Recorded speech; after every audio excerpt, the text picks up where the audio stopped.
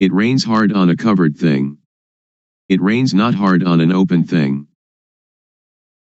Today we shall talk about how to end dukkha, suffering, according to Buddhism. The Buddha taught that each of us could come to the very important point of the cessation of dukkha. So I shall talk about a simple and direct method of practice according to my own experience. I can assure you that this method can really release you from dukkha. When we talk about a method to end dukkha, the words are one thing and the practice is quite another. The method of practice is a method of developing sati, awareness, in all positions, standing, walking, sitting and lying. This practice has frequently been called satipatthana, the grounds of awareness, but whatever you call it, the point is to be aware of yourself. If you are aware of yourself, then moha, delusion, will disappear. You should develop awareness of yourself by being aware of all your bodily movements, such as turning your hands, raising and lowering your forearms, walking forward and back, turning and nodding your head, blinking your eyes, opening your mouth, inhaling, exhaling, swallowing saliva, and so on. You must be aware of all of these movements, and this awareness is called sati. When you have awareness of yourself, the unawareness, which is called moha, or delusion, will disappear. To be aware of the movements of the body is to develop sati. You should try to develop this awareness in every movement. When you are fully aware of yourself, there arises a certain kind of panya, knowing, in the mind that knows reality as it is. To see yourself as you are, to see Dhamma, actuality, the way things are, the truth of nature, of existence. To see Dhamma isn't to see deities, hell, or heaven, but to see oneself turning the hands, raising and lowering the forearms, walking forwards and back, turning and nodding the head, blinking the eyes, opening the mouth, inhaling, exhaling, swallowing saliva, and so on. This Rup Nam. Rup is body, Nam is mind. Body and mind are dependent upon each other. What we can see is Rup, and the mind that thinks is Nam. When we know Rup Nam, we know reality as it is.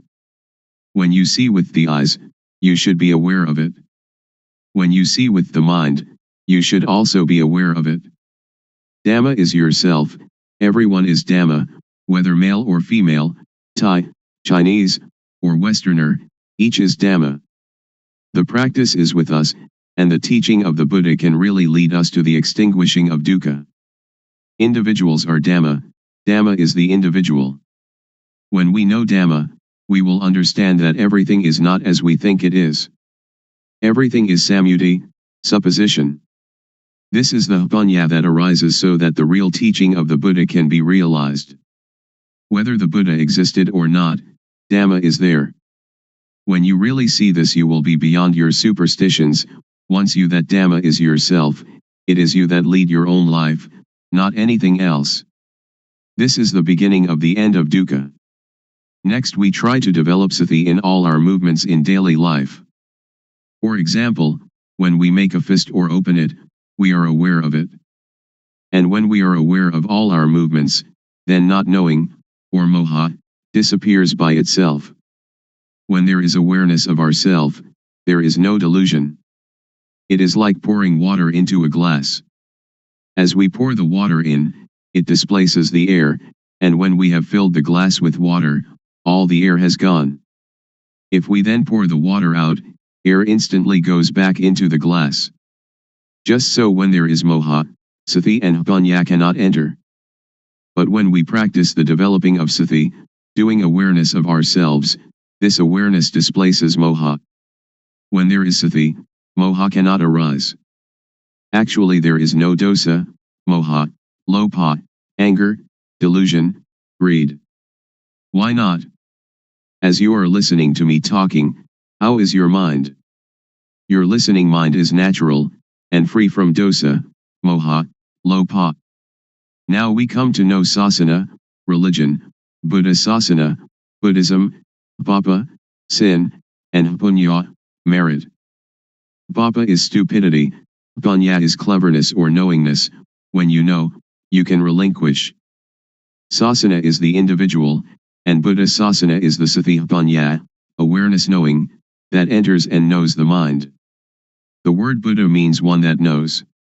In developing sati in all our movements we develop total awareness in the whole body. When thought arises we see it, know it, and understand it. But in the case of common people, they are part of that thought, so they cannot see the thought. Suppose that we are in a mosquito net, which is inside a room of a house. We must first come out of the room and the house to see that we were also inside them. Thought is the same. We cannot see it if we are part of it. We must come out of it in order to see it clearly. When we see it, thought stops. It is just like bringing a cat into our house to get rid of the rats that are disturbing us. Cats and rats are enemies by nature. At first the cat may be very small and very weak, while the rats are large and full of energy. So if the cat pounces on a rat, it is dragged along as the rat runs away, and, after holding on for a while, it must let go. We cannot blame the cat, but we must feed it. We feed the cat often, and soon it is very energetic and very strong. Then, when the rats come, the cat can get them. When the rats are caught they die of shock at once, before the cat eats them. Thought is the same. If we develop sati, then when thought arises we become aware of it, and it stops. The thought does not continue, because we are aware of it. It disappears because we have sati, samadhi, setting up the mind, steadiness of mind, and punya all together at that moment. Sati, or awareness, means to be alert like a cat watching for rats. When thought arises we do not have to be a part of it. It will arise and disappear by itself. When there is sati, there is no moha. When there is no moha there is no dosa, moha, lopa. This is called nam-rup, nam thinks, and we know the deception, we know it in time, we know the protection, we know the cure, just this is sati. Sila, keeping moral precepts, is normality. Sila is the result of a normal mind. This is the same as sati, samadhi, punya. The method to develop the total awareness that can end dukkha, as I understand it, and as I believe the Buddha taught, is to practice in our daily life. So we need not sit cross-legged with eyes closed. If we sit like that we cannot work. If a thief comes, he will succeed in robbing us, so we should open our eyes, and then we can work at any kind of work and all the time we can practice the developing of sati. Whether we are students, teachers, parents, sons, daughters, policemen, soldiers, or government officials, all of us can fulfill our responsibilities while practicing developing sati. Everybody can do their duty practicing developing sati. How? Since we do not sit with eyes closed, we can go on with our duties and see our mind at the same time. The mind has no real self. As soon as it thinks, we see it, we know it, we understand it. To develop sati is to shake the knowing element of a person. Everybody has the reality in their own mind, but if we cannot see it we do not understand it, but it is still there. Now if we look we see it. When we see like this, it is called seeing Dhamma.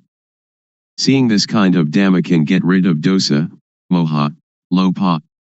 Magga, the noble path, is the way of practice leading to the cessation of dukkha. The way of practice is to be aware of thought. Our body works according to our duties and responsibilities, but our mind must see thought.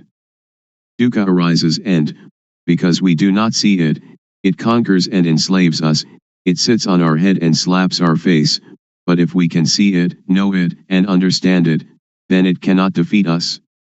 Dukkha is like a leech that attaches itself to us and sucks our blood. If we try to pull it off, it is stubborn, it resists, and we hurt ourselves more. But if we are clever, we simply use water mixed with tobacco leaf and lime, and squeeze the water onto the leech. The leech is afraid, and drops off by itself. So we don't have to tear it out, or to force it, in order to get rid of it. This is the same. Those who don't know try to stop dosa, moha, lopa, they try to fight and suppress it, but one that knows just has sati to watch the mind and see thought. It is like turning on an electric lamp. A person who does not know about electricity will try at the bulb instead of the switch, so the lamp does not light. But someone that knows about electricity knows how to use the switch, and the lamp lights up. Dosa, moha, lopa is like an electric lamp, the thought is like the switch. The thought is the cause of this derangement. If we want to eliminate the derangement, we come to the thought. When we have sati watching thought, dosa, moha, lopa cannot arise. Actually, there is no moha, no lopa and no dosa. We touch the switch here in order to have light there. We develop sati here in order to end all dukkha. Dukkha arises from moha. When we have sati there is no moha and so no dukkha.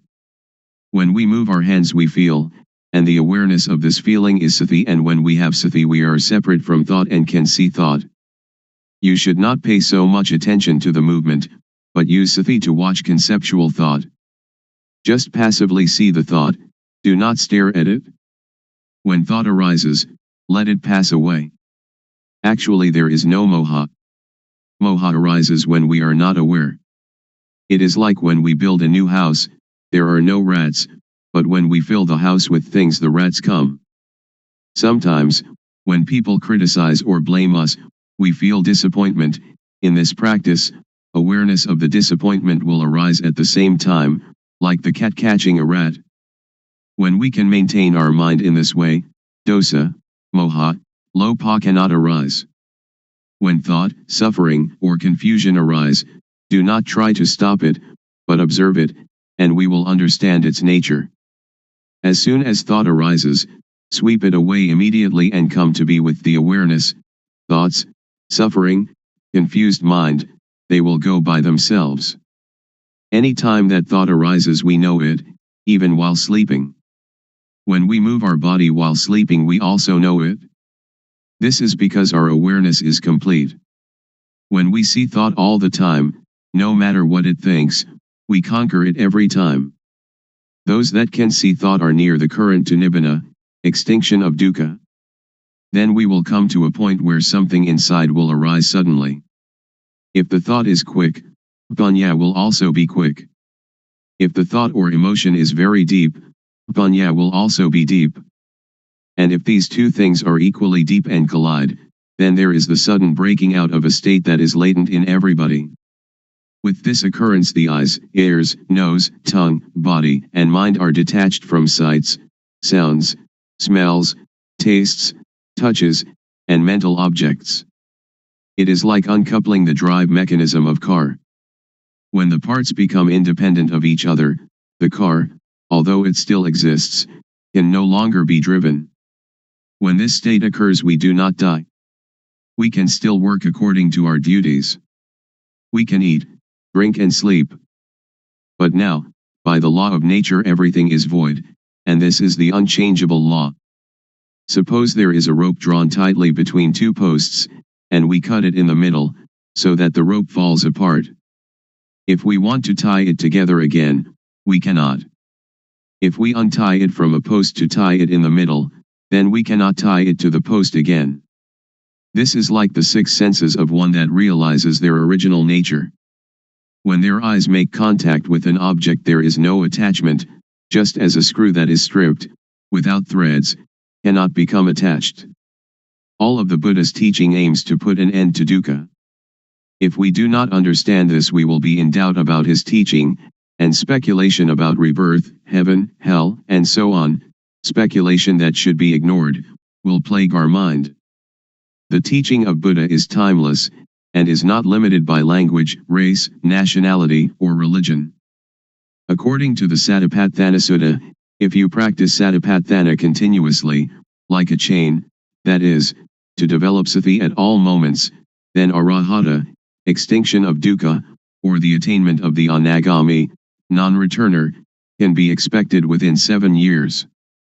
Or in as short a time as 7 months or even 7 days.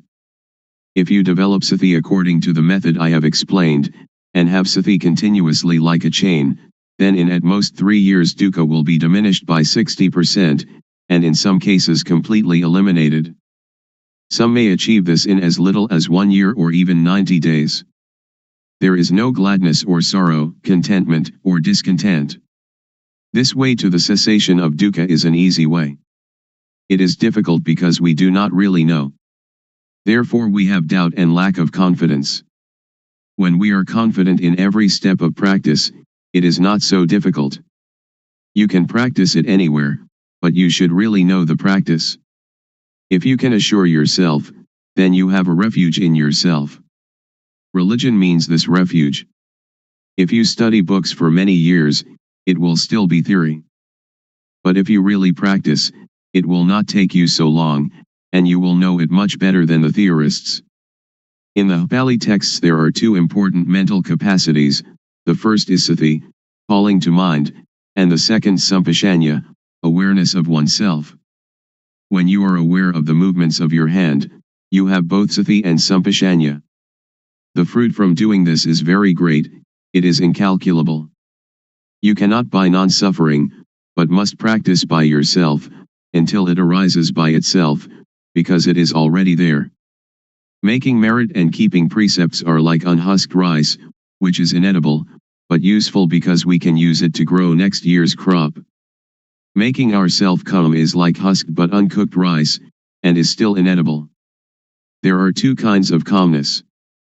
The first is samatha, concentration, one-pointedness, calmness, the second vipassana, seeing the true nature of personal existence, calmness. In doing samatha meditation you must sit still, close your eyes, and watch your inhalations and exhalations. When the breathing becomes very subtle, sometimes you are not conscious of the breath, and you feel very calm, but the dosa, moha, lopa cannot be eliminated, because there is still not knowing, and you are not aware of thought. But vipassana meditation can get rid of dosa, moha, lopa, and this kind of calmness can be experienced anywhere and at any time. So we do not have to sit with eyes and ears closed. Our eyes can see, our ears can listen, but when thought arises we see it. This kind of calmness is latent in everybody. Our mind is originally clean, illuminated and calm. That which is not clean, illuminated and calm is not our mind. It is kilesa, defilement. We try to conquer this kilesa, but in actuality there is no kilesa at all. So how can we conquer it? The only thing that we can do is just to see original mind clearly, to encounter the thought clearly. When we see the mind clearly, there is no moha. The word clean indicates the mind's natural state, not stained or covered by anything.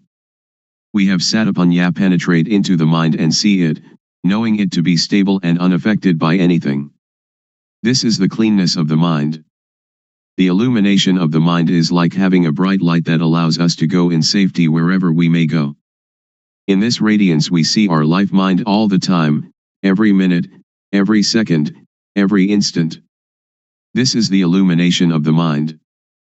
Calm means cessation, the cessation of dosa, moha, lopa, of all agitation and difficulty, the cessation, too, of seeking any method or system. We need no longer look for a teacher because we really know, for and by and in ourself. When we really know the mind, we know it to be clean, illuminated and calm at all times. When we know the mind, we know how dukkha arises and how dukkha ceases. We know thought every time it thinks. We are even aware of our heartbeat. And whatever our movements are, we know them. We know by watching naturally, without strain or tension. The knowing is very quick, it is quicker than lightning, quicker than electricity, quicker than anything. The knowing is the same as Hpanya, the same as Satipanya, Sati and Samadhi and Hpanya, they are all the same. The Hpanya really knows everything. Even when the slightest sound occurs, we know it. The wind touches our skin, we know it. Thought arising in any manner, we know it. When the thought is deep, the Hpanya is also quick. However quickly thought arises, the Hpanya knows the thought. This is called Hpatijassamuppada, dependent co-arising. When there is no avidya, not knowing, the structure that gives rise to dukkha is broken, because the knowing is there. You may have heard that the Buddha cut his hair just once and it never grew again. This is a riddle. When hair is cut, it cannot attach itself again. This is analogous to cutting off avidya so that it cannot arise again. This is the inviolable law of nature, just like the rope that, stretched between two posts, cannot be tied once it has been cut. When we see this point, we know that it is latent within each person. Then why is it so difficult? It is not difficult, but it is also not easy. It is difficult and it is easy. There is a saying in northeastern Thailand, the poor are rich, the rich suffer. Why suffer? Why poor? The rich are rich in money alone, but poor in not seeing their own nature. The poor are rich with law of nature. Money cannot bring anybody to this point. Every person has the same ability to reach this point, because everybody has it. It does not matter whether we are woman or man, Thai, Chinese, or Westerner, and it is not dependent on religious belief. We all have the same original mind. This is the law of nature, just as everybody is composed of the same four elements. I can assure you that each and every person can practice, but you must have a sincere mind. I believe the saying that Dhamma existed before the arising of the Buddha. The Buddha was the first one to discover it. Before the Buddha, Dhamma was concealed. The Buddha only uncovered Dhamma. This true nature exists in every person. When you stand up, this nature stands up with you. When you sit, it also sits. When you sleep, it sleeps along with you. When you go to the toilet, it accompanies you to the toilet. It goes everywhere with you, so you can practice everywhere. So you should know how to practice, you should know how to see thought. When you know the source of thought, this is a very important point. From this point the way will reveal itself. When we have the right view and the right path, then certainly we will reach the goal. In listening to a Dhamma talk, in giving charity, in keeping precepts, in practicing samatha meditation or even Vipassana meditation, if we do not reach this goal they are good only in a worldly sense, but not in the real sense. If we do not give charity or keep precepts or practice meditation, and still reach this point, then everything is done, like the sky covering the earth, it covers everything. So the 84,000 discourses in the Tipitaka, the Pali Canon, which is the whole teaching of the Buddha, are included in this point. If you study the entire Tipitaka, you should come to this point. If you finish the entire Tipitaka but have not come to this point, then you still have doubts, and therefore dukkha. Now we do not have to learn any sutta, the discourses of the Buddha, Vinaya, the code of monastic discipline, or Abhidhamma, the systematic analysis of the teaching found in the suttas, which together comprise the Tipitaka, but we have to come to an awareness of this point. When we reach this point, we will know the whole of the Tipitaka. Once the Buddha, walking in front of the forest with a number of monks, grasped some dried leaves and asked those monks, the leaves in the forest or the leaves in my hand, when compared which are more? The monks answered, the leaves in the whole forest are much more than the leaves in your hand, venerable sir. The Buddha then said, Dhamma that I know is great, like the leaves in the whole forest. But Dhamma that I teach you is like a handful of leaves. Please understand the meaning, the Buddha teaches only dukkha and its extinction, nothing else. Studying texts, giving charity, keeping precepts, Practicing samatha meditation or vipassana meditation should bring us to this point, otherwise they are useless. When we reach this point, everything is done. So open up the covered thing. Because every person has doubts in seeking the method to be free from confusion, today I will talk about the method and about the practices that I developed previously. Formerly, I learned many kinds of gumatthana, meditation, lit. Working ground, such as inhale bud, exhale, do, and sitting cross-legged with eyes closed, all sorts of methods like that. I learned internal recitation of sama arahang. And I practiced the method of the rising and falling of the abdomen. This is also a method of inhalation and exhalation. And then I came to the method of breath counting, yet another practice of inhalation and exhalation. Then I came to practice anapanasati, awareness of in and out breaths, knowing the short inhalation and the short exhalation and also knowing the long inhalation and the long exhalation. These kinds of methods that I practiced, I didn't have any insight.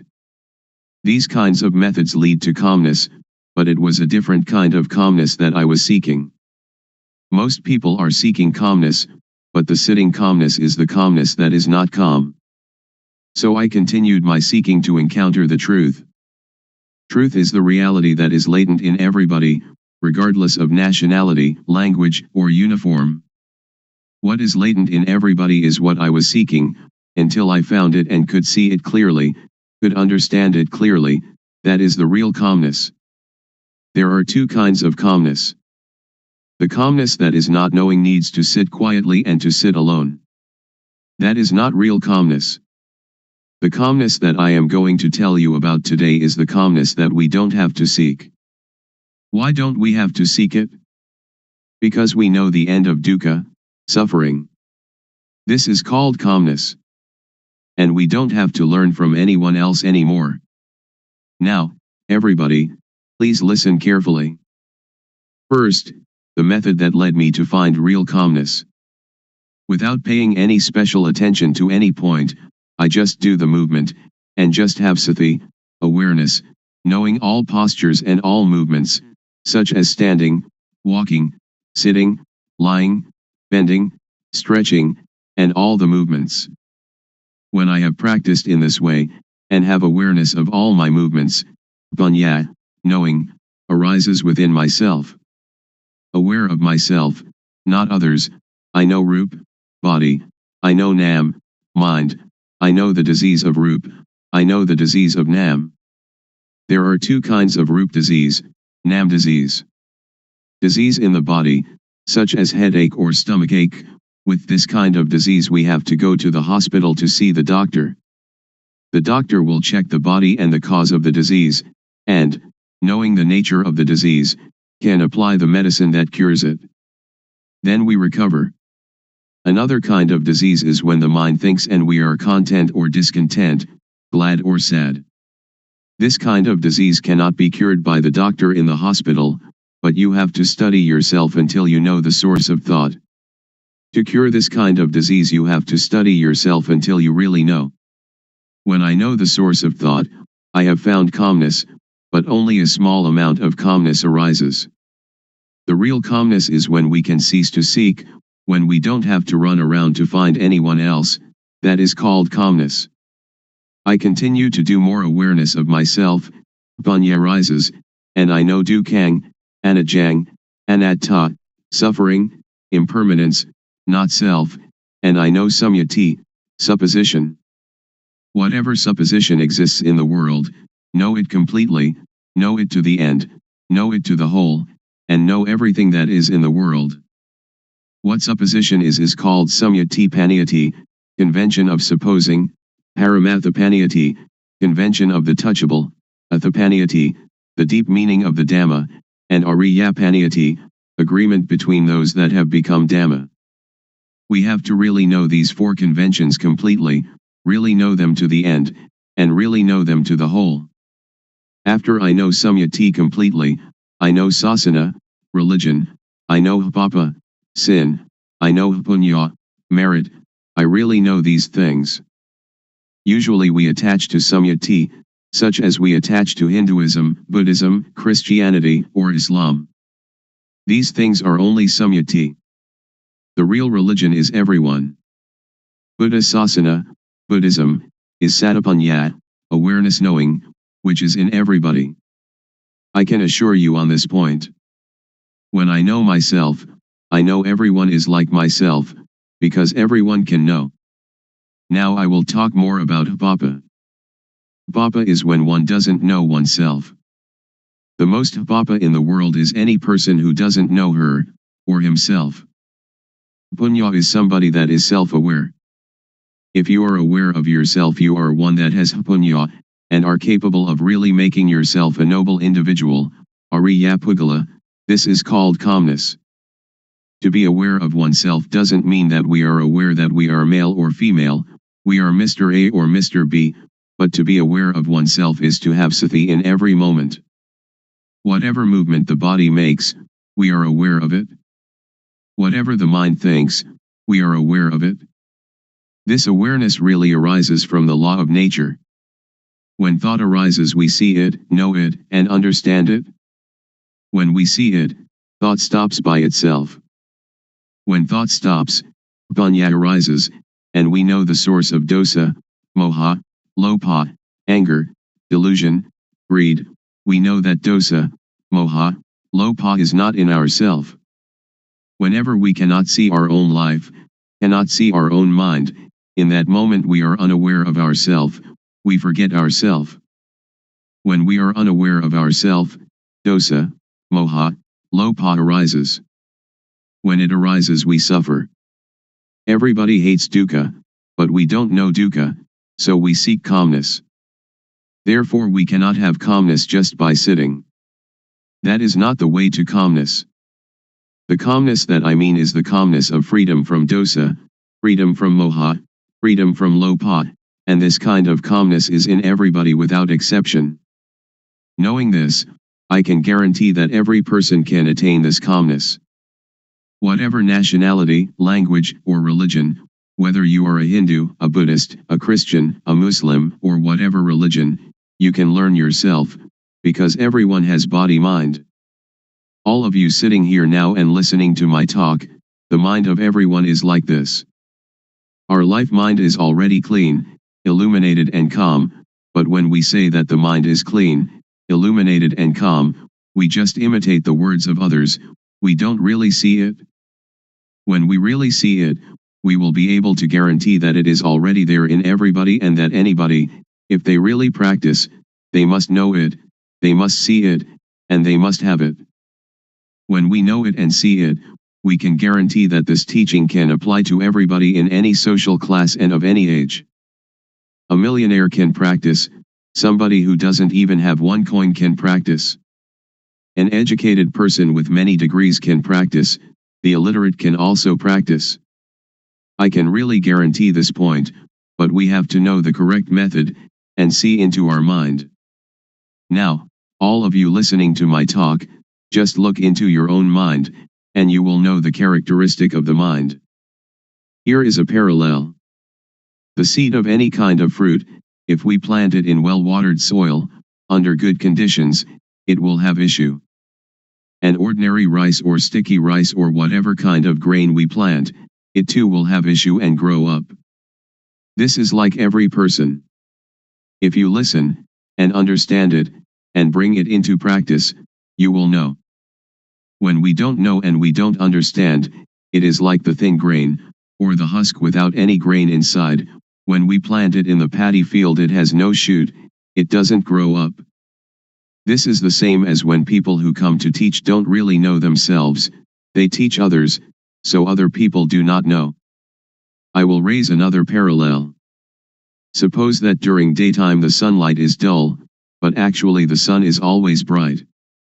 Our mind is like the sun, it is clean, illuminated and calm, like the sun all the time. But whenever we lose our way from the source of our life mind, we will not see where Buddha is, we will not know where Buddhism is, and we will not see where calmness is. When we don't know, we seek teachers, but that is for somebody who doesn't know. If you want to have calmness, or Buddha, you don't have to do many things. Just come to see the source of your own life. When thought arises, don't enter into the thought, but cut away the thought and come out of the thought immediately. Do it like the cat and rat. When the rat emerges, the cat pounces upon it immediately. The thought is the same. When it thinks, sati or panya will know immediately, thought is stopped. Do it often in this manner. Or it is like boxers. When we face the fighter we have to fight, we punch to the eyes. The fighter will not be able to fight us. Dosa, moha, lopa is the same. When we come to this point, Buddha will arise within ourself. Buddha is the mind that is clean, the mind that is illuminated, and the mind that is calm. Each of us, we are not angry for 24 hours, we are not greedy for 24 hours, but only moha, we do not know it. When we come to know this point, we will know more and more. Panya will arise and arise. It is like pouring water into a bottle. The water in the bottle will come up to the brim. When it is full to the brim, we cannot put anything in it. Sati, samadhi, panya, awareness, setting up the mind, knowing, is the same thing. This can be called calmness in Buddhism, or it can be calmness in Christianity, or we can call it whatever we like. Truth is in everybody. When one knows it, one can live in the world without any dukkha, one can do any work without dukkha. Whether one is a teacher or merchant or parent or worker, only when one knows the method of practice, when one comes to the end it will decrease by itself. It is like a leech attached to our skin. We don't have to force, to tear it out, but just bring some lime and tobacco leaf mixed with water, squeeze it onto the leech, and the leech will detach by itself. When we come to know this point we will have no doubt, and we don't need to seek any more teachers. We will know that the end of dukkha is here. Today I have talked about truth, appropriate to the time. I will finish talking now. Anyone that has any questions, feel free to ask. Audience. Why are people neurotic? Luangpor. Because we think a lot and we never see thought. We only see outside ourselves, that this person is rich, that person poor, this person beautiful, that person not beautiful, somebody who has a car only sees their car, somebody who has jewels only sees jewels, somebody with a watch only sees their watch. They never see their own life, their own mind. This is moha, delusion. To see our own mind clearly, without trying to do anything with or about it, simply seeing it and letting it go, this is the way to freedom from dukkha, freedom from all neurosis. So we should develop sati. Develop means to make much of it. As sati grows, its ability to penetrate into and reveal the mind also grows. If we only practice keeping the precepts or doing calmness meditation, it is still not safe. It is like lighting a candle in a dark cave. The darkness shrinks a little but is still there with us, we are still in the dark, and when the candle goes out the darkness immediately covers everything again. So we should emerge from the cave by having sati all the time, in every movement. This is an easy method. Anyone can do it, and it can be practiced everywhere. Audience. When we see thought and the source of thought, will suffering and all kinds of tension end or not? Luangpor. Not end yet, because we only know it but we still do not do anything with it. We only know and see thought, we only know the source of thought, but sometimes we lose the way of it. For example, each day we may know it 10 times, but the not knowing is more. So it is not the end. But it is the beginning of destroying moha in the source of thought. Audience. I would like to ask, during Luangpor's practice, before coming to the end, was there any point where you had doubt arising, and was there any sign that released you from the doubt whether there was any more moha or not? Luangpor. It has a sign, but not a physical sign. The sign is that you see yourself and you have no moha. It is as if an overturned bowl had been set aright. Or it is like uncovering something that has been covered over and hidden. Only anyone that comes to this point will know it, and will immediately have no doubt.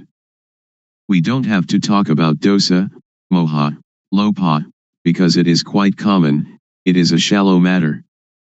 When we talk about seeing thought, most people know thought but they do not see thought. When we know thought, thought will still continue, and we lose our way in the continuity of thought. We have moha in thought, then dosa, moha, lopa comes at this point. So this is why a person who knows thought still has dosa, moha, lopa. Audience. In seeing the thought, does the mind talk inside? Luangpor. No, not the mind talking inside. When we see it, it is detached. It is like the leech. When we know thought, it is like trying to pull the leech out of the skin. But when we really see it, we don't have to force the leech, but only put tobacco leaf and lime mixed with water onto the leech, and the leech will detach by itself. So if we really know, we don't have to listen to anybody. It is like we are sitting here now, we don't have any dosa or lopa, and we only have moha, because we do not see our life. When we see and know our own life all the time, dosa, moha, lopa cannot arise. So our mind is clean, our life is not dirty, there is no external sign, people cannot see, but we know and see ourselves. Audience. Luangpor says that when we see thought, thought will stop immediately. I am not sure about this. If it is true, I would like to ask, when we see thought and thought stops, do we know what the next thought is? Luangpor. Don't pay attention to the next thought. Only see the thought, it will stop by itself. Don't pay attention to where the thought comes from. When we see it, dosa, moha, lopa cannot arise. Audience.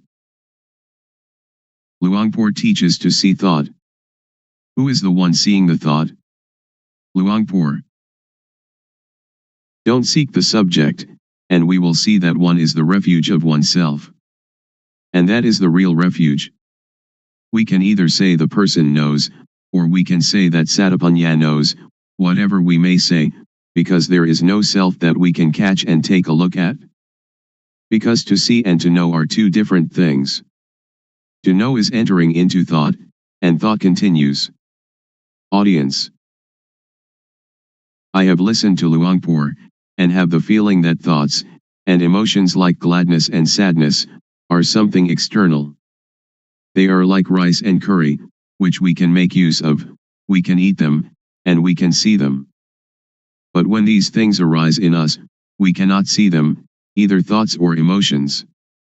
This is not a question, but I would like Luangpor to make it clear. Luangpor. To see thought is one thing, to know thought is another thing. When we see thought, we can detach from thought. When we know thought, we still attach to thought. So knowing thought is the knowledge that belongs to avidya, not knowing, the knowledge of a person who has no panya. But with the knowledge of one that has panya, to know and to see can be separated. It is vidya, knowing, or panya. Panya and vidya will separate thought apart, and that is the end of dukkha. So one that has panya knows like this. But I can assure you that all of you here can do it.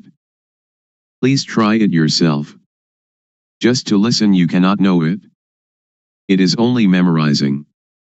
If we practice it, we will come to see clearly, to know really.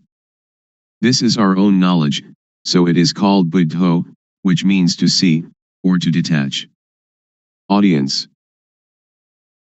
When we know truth, and we know it clearly, is there any guarantee that, after knowing the knowledge will not disappear again? When we know, do we know for good, or can it disappear? Luangpor. It is something inside us. It does not disappear.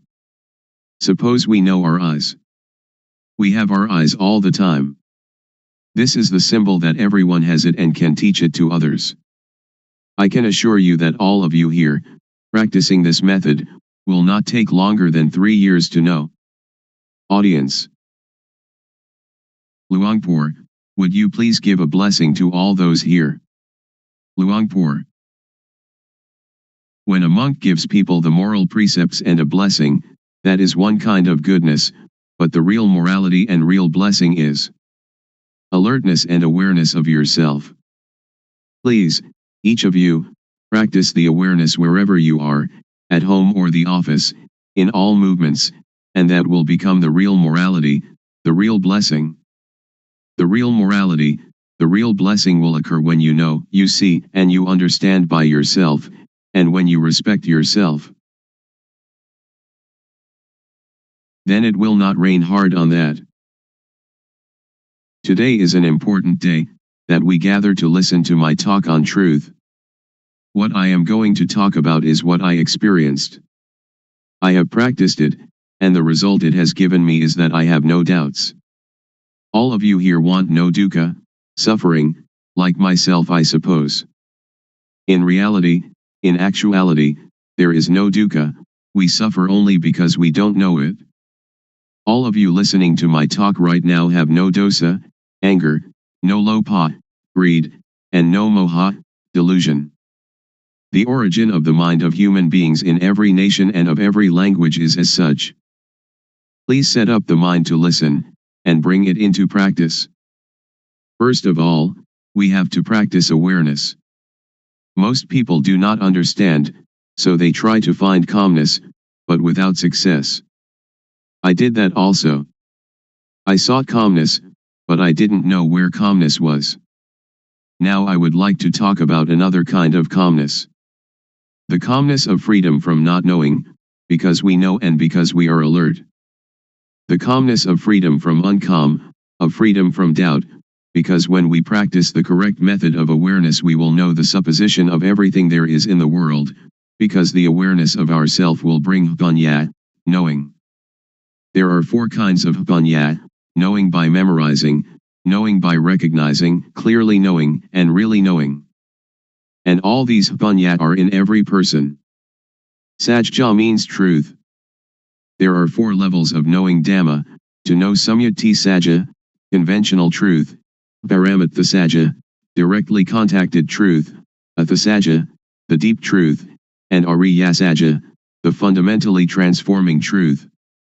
And this can make anybody become a noble individual, regardless of social class or language. The first step is Sotapanya, the second step, Sakadagami, the third step, Anagami, and the fourth step, Arahant, the 4 stages in the change from being hopelessly deceived to fully freed. Now in the beginning stage of practice, we know Vatu, thingness, we know Paramatha, mind touchable, we know Akara, change in Jess. The mind will change to be Ariya, noble, because we have clearly seen the source of dosa, moha, lopha, anger, delusion, greed, and then clearly known the source of Vedana, sunya, sankhara, vijnana, feeling, percept, conceiving, knowingness. This is called to clearly know and to really know with jnana-panya, the knowledge of full awareness knowing, that arises from the developing of sati, awareness. Next, we use sati to see the mind, panya will arise, and we will know the source of kilesa, defilement, stickiness, tanha, craving, heaviness, upadana, attachment, and kama, action. Next, use sati to see the mind again, whatever thought arises see it immediately, and we will know the deception, know in time, know the protection and know the cure. We will know how to conquer conceptual thought. Sila, moral conduct, will occur within our own mind. It is not the person who observes Sila, but Sila observes the person. Sila means normality. Whenever the mind thinks abnormally we see the thought immediately, this is called Sila observing us. People who only keep the precepts will not know this mind's occurrence. So Sila is a tool to get rid of crude kilesa, to destroy dosa, moha, lopa, to destroy kilesa, tanha, and upadana. Then sila appears. Samadhi, steadiness of the mind, setting up the mind, is the tool to get rid of the median kilesa. Median kilesa is the attachment to calmness. I have done breathing meditation, which brings calmness, but it is the kind of calmness dependent upon moha. I did that because I didn't know the real calmness at that time. Now I know calmness. Real calmness is clearly seeing, really knowing, and really understanding. This kind of calmness, everyone can do it when they know the source of moha. Whether you are a teacher, student, merchant, or homemaker, you can do it. Everybody needs calmness, and this kind of calmness, whatever kind of work you do, you still have it, because you know the source of moha. We don't have to sit with eyes closed to get calmness, but we can have calmness in this very society. Whenever conceiving thought arises, samadhi will see it immediately. Samadhi doesn't mean to sit with eyes closed. Samadhi means setting up the mind to see our own mind, to see our own work. Now panya gets rid of the subtle kilesa. We know the subtle kilesa when we know the source of thought whenever it arises. Whatever we do now, we have normality in speech and mind. When all these conditions gather, there will arise a kind of jnana, insight knowledge, and it will break apart from the person. Only the one that practices will know. All of you sitting here now have as yet no jnana, but the non-suffering and non-happiness is already there. When we don't have jnana, we don't know it, so we seek calmness. Now, as you are sitting here, look at your own mind. You don't have jealousy, ill will, and aggression. Now your mind is indifferent, not suffering and not happy, beyond good and evil. This state is in everybody, and this is the calmness that everyone is seeking. Somebody who doesn't know comes to teach people. A lot of people follow that person and sit with eyes closed, trying to find calmness. This is trying to get something that doesn't really exist, trying to make something that cannot be real become real. It is impossible. So that is only the state of delusion. Now we come to know the real thing.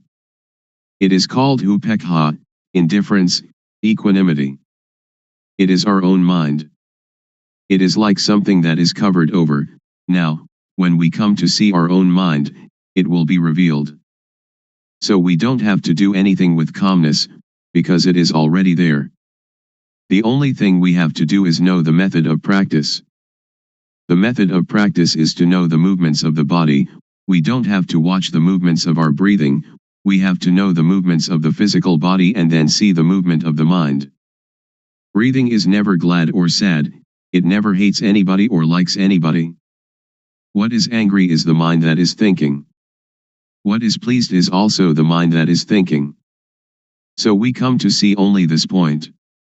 To see this point is to be aware of thought. In order to see thought, don't enter thought.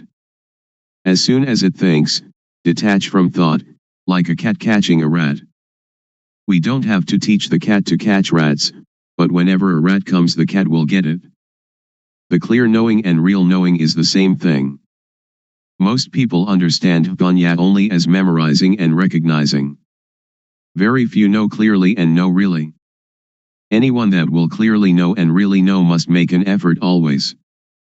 Wherever they go, they always watch thought, going to the toilet, eating food, whatever they do, they look at thought.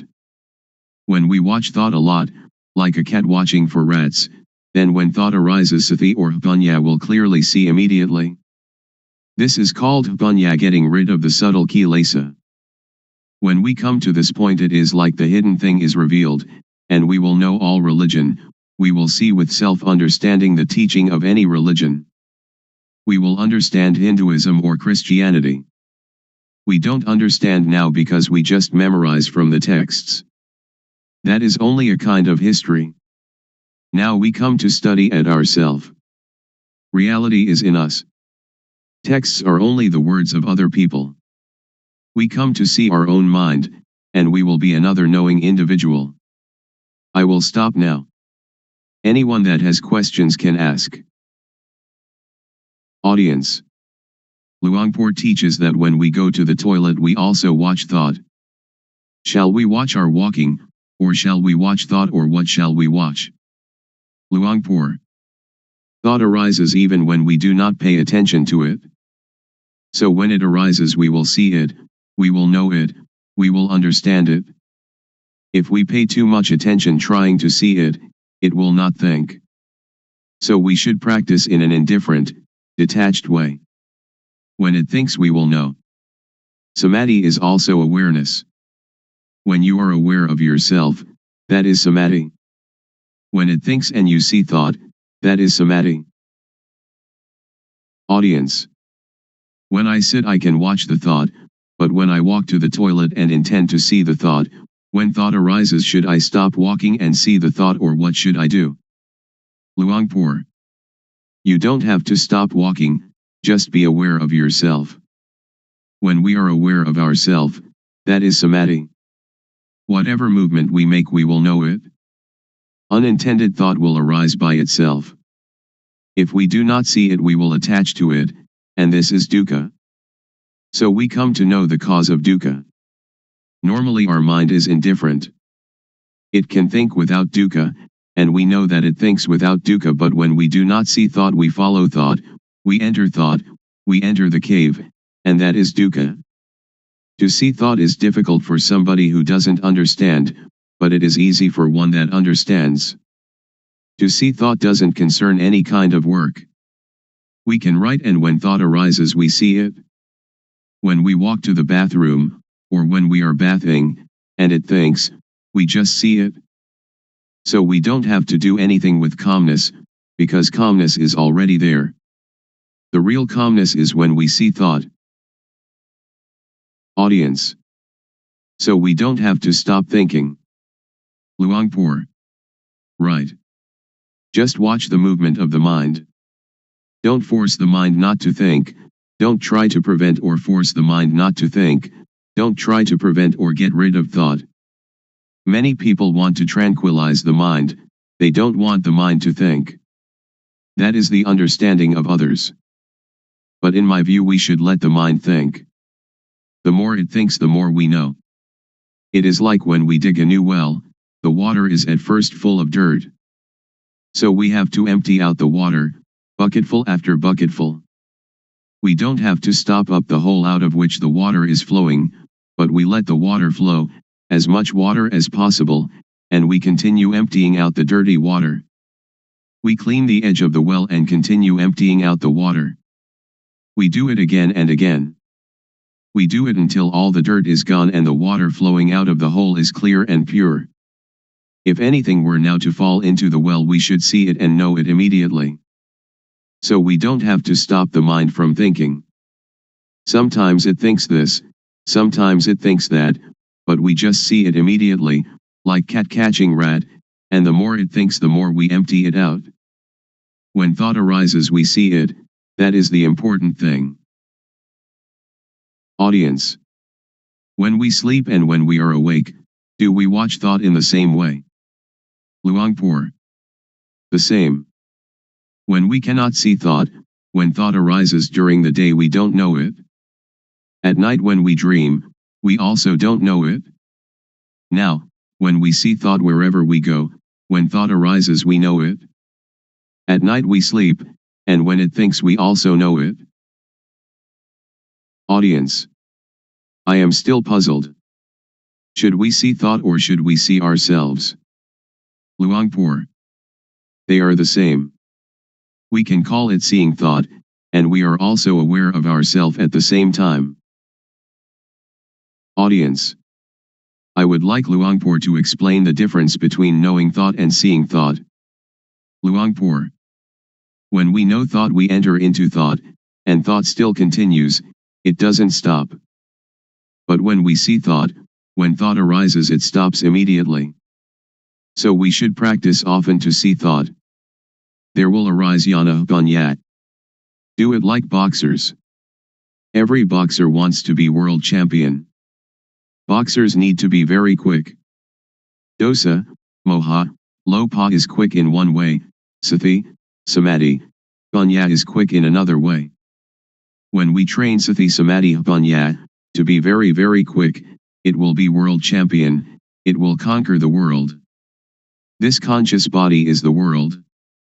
Do we want dosa, moha, lopa, or Sati, Samadhi, Panya to rule the world? If dosa, moha, lopa rules the world, it is a world of endless sorrow, endless dukkha. If Sati, Samadhi, Panya rules the world, it is a world of radiance and peace. Audience. When we watch our movements and thought arises, how can we know it? Luangpor. If you want to know, you have to practice yourself. Audience. Is discovery of calmness the same as discovery of oneself? Luangpor. Yes. Audience. If we can find calmness within ourselves, how can we keep it with us all the time? Luangpor. It is there all the time.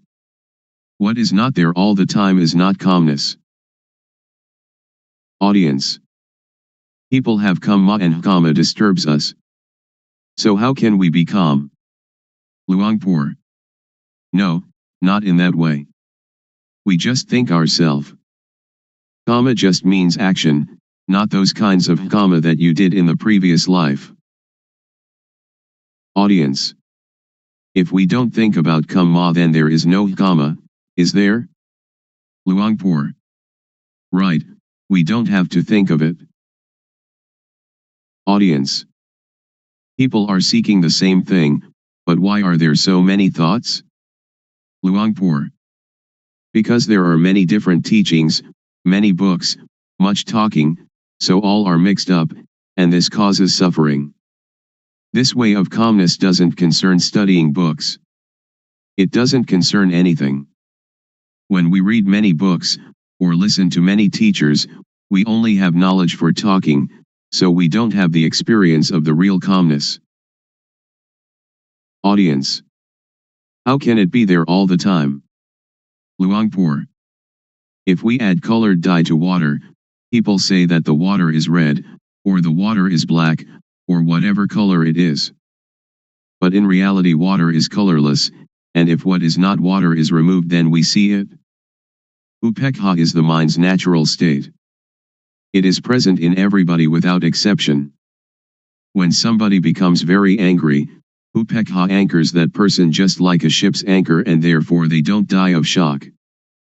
When somebody becomes very very greedy and would like to take a great deal away from others, upekkha is like a ball and chain, holding back and moderating the greed, so that it doesn't totally unbalance that person. So upekkha is already there, we don't have to seek it. It is like the sun when it is hidden by clouds. Dosa, moha, lopa, when it arises, obscures upekkha. But when we clearly see our mind, upekkha is uncovered. Audience. Luangpor said that gladness and sadness are the same thing. How can they be the same? Luangpor. They are dukkha. Gladness is one kind of dukkha, sadness is another kind of dukkha. Unknowing people live with dukkha, eat with dukkha, walk and stand and sit with dukkha, sleep with dukkha, wherever they go they bring dukkha along. When they see a movie they laugh, laughter is a form of dukkha. When they meet with sadness they cry, crying is a form of dukkha. Gladness and sadness, both of them are forms of dukkha. Just so, I imagine that there are two kinds of darkness, white darkness and black darkness. When we earn a lot of money we are glad. That is dukkha. It is the white darkness. When we lose money we are sad and the mind thinks angry thoughts. This is also dukkha. It is the black darkness. But both are dukkha. Audience. In reality there is no gladness or sadness, they just arise from moha, don't they? Luangpor. Just like that. Audience. Luangpor said that all kinds of gladness are dukkha. Is there some kind of gladness that is not dukkha, for example love between husband and wife? Luangpor. All are dukkha. Audience. How about gladness in Dhamma, or sometimes when we look at the sunshine we feel happy? Luangpor. That is not dukkha, not suffering or happiness, not gladness or sadness. It is indifference, equanimity. Audience. I would like Luangpor to explain the thing that is called love. For example, a woman and man who are going to get married. Luangpor. Somebody who doesn't know dukkha will approach dukkha, and dukkha will teach its lesson. Audience. When we see thought, it stops. So during which time do we see the three characteristics, anicca, dukkha, and anatta? Do we see them when we see thought, or before seeing thought, or when we think of them? Luangpor. When we think of them, that is not seeing with jnana panya, it is just memorizing or recognizing. After we clearly know and really know, we don't have to ask anyone. Audience. How about the intention to do something? Suppose that somebody says something bad to us, and we have the intention to harm them. Luangpor. To harm is stupid. When we know the states of suffering and of happiness, we do not want anybody to suffer. We will help all to live without dukkha. Audience. When I am going to give money to beggar, I know my thought, which is to give money. To see that thought, is that called panya? Luangpor. That is not called panya, it is called knowing from memory. All of us have mind, so before doing or saying anything, just look at our mind. Our real mind or real life doesn't hate anybody and doesn't love anybody. When we hate or we love, that is kilesa arising. So just come to see the mind at the beginning, and dosa, moha, lopa will be destroyed. After that, vedana, sunya, sankhara, vijnana, will still be there, but they are pure and have no dukkha. Continue to see the mind. We will see kilesa. Kilesa is like gladness and sadness. When we like something and we give it to somebody, it isn't that this is not kilesa, because we like the person that we give it to, we give it with kilesa, we don't give with indifference. Pra, venerable, noble, is indifference. Pra means one that teaches others to be indifferent. Audience. When we give charity, we usually think of metta, loving kindness, and karuna, compassion. So where is karuna and where is metta? Luangpor. Those are just words for talking. It is not Dhamma. It is social. Audience. If we don't have metta and karuna, how can we have the motive to do good for others? Luangpor. That is the beginning stage, or the foundation for ethics of the world. Audience. In the case of Luangpor, who is trying to help us to be free from dukkha, isn't it the metta of Luangpor? Luangpor.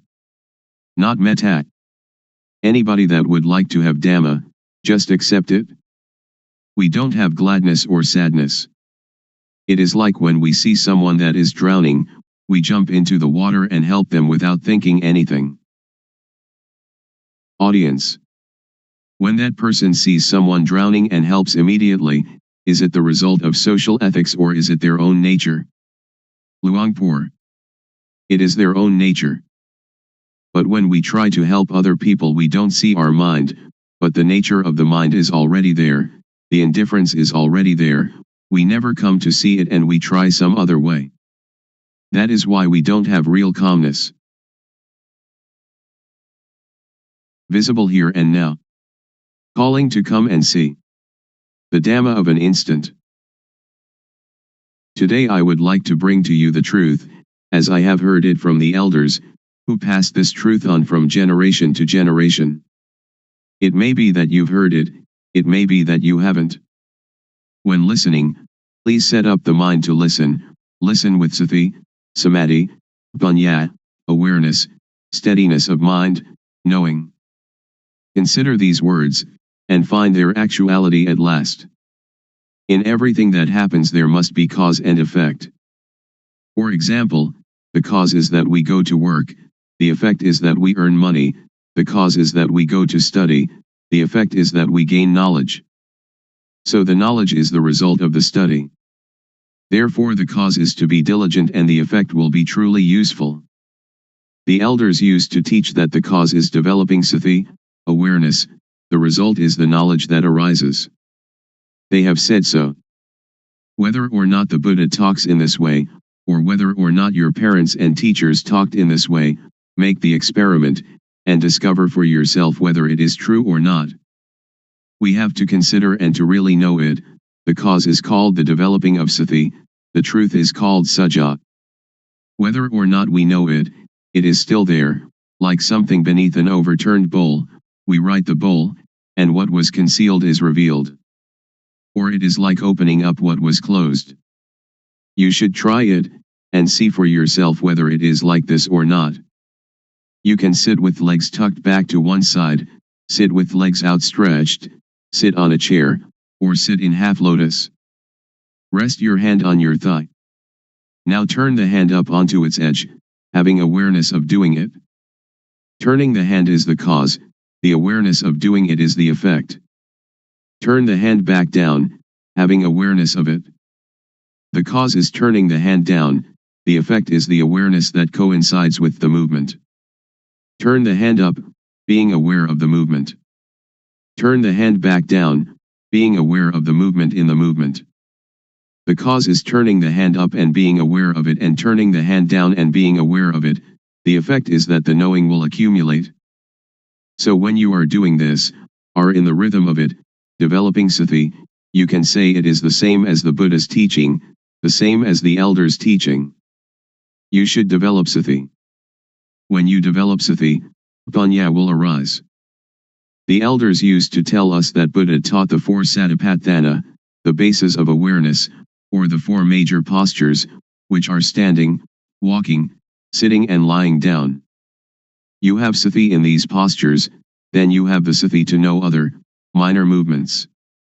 In all minor movements, stretching, bending, and all other movements, have the sati to know it.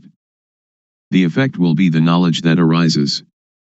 Some people may say that this accords with the texts, some may say that this does not accord with the texts, but please listen, and try to practice yourself. If it is useful we use it.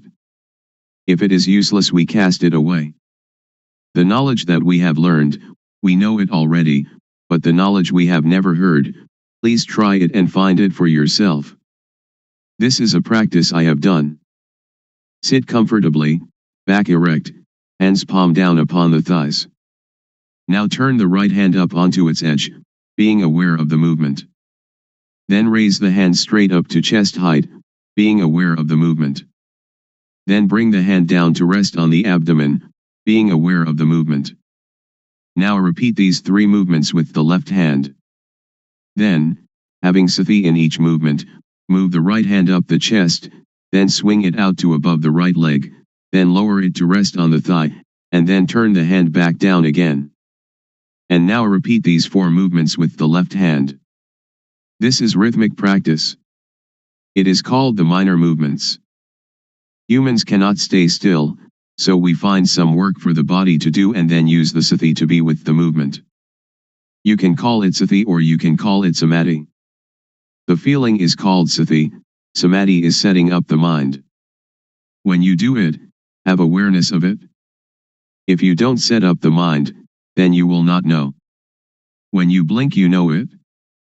We blink since our birth from our mother's womb, but we don't know it. When we look to the left or look to the right, we don't know it. We don't have sati, samadhi.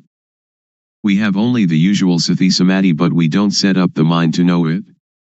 If we set up the mind to know it, the sati will be newly built sati. Samadhi is setting up the mind. We breathe since we were born from our mother's womb, but we don't know it. Now we set up the mind, and breathe in and out, then we know it. When thought arises, then we know it. The knowing is caused by the developing of sati. So I would like all of you to take this teaching and use it. Ordained, all right. Not ordained, all right. Believe any religion, all right. Wear any uniform, all right. Keep the precepts, all right. Don't keep the precepts, all right. Give a lot of charity, all right. Don't give any charity at all, all right. If you don't develop sati, then you will not know, even though you make merit, keep the precepts or practice a lot of calmness meditation. The knowing will arise because of the developing of sati. When we have more and more awareness, then the unawareness, which is moha, or delusion, will fade away. When we have more and more sati, more and more samadhi, panya will arise. This is called panya parami, the perfection of wisdom. I do not talk according to the texts. Panya is already there. Parami means the readiness to know, if we practice in the right way. If we practice in the wrong way, then we will not know.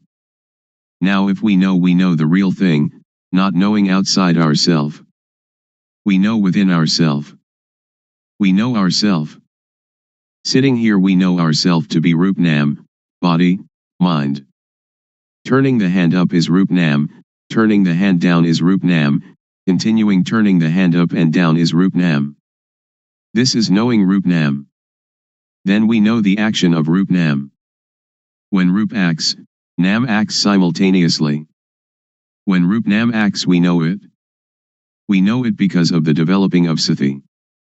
Panya arises because of the developing of sati. We know Rup disease, Nam disease. This born Rup has disease, like headache, stomachache, fever, and so on.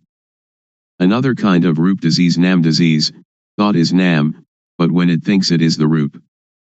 When some people talk and that makes us satisfied or dissatisfied, our mind has disease. Really know this thing. The developing of sati is cause, the arising of panya is effect. After knowing Rup Nam, we come to know dukkang, anajang, anatta, suffering, impermanence, not self. People have taught that dukkang, anajang, anatta, is white hair, wrinkled skin, broken teeth. That is true, but not true according to the developing of sati. The developing of sati will cause panya to arise, that turning the hand up is dukkang, lowering it is dukkang. Dukkang is with the Rup. Rup is a kind of lump of dukkha. Dukkang is unbearable. Anajang is unstable. Anatta is uncontrollable. It is like that all the time. If we know it, it is like that. If we don't know it, it is also like that.